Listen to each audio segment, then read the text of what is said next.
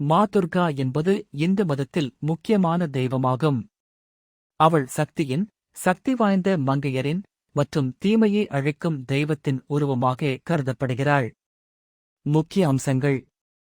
உறுப்பு: பார்வதி தேவியின் விரோத சக்தியாகவும் மகாகாளியாகவும் மகாலட்சுமியாகவும் மாறுபடுகிறார்.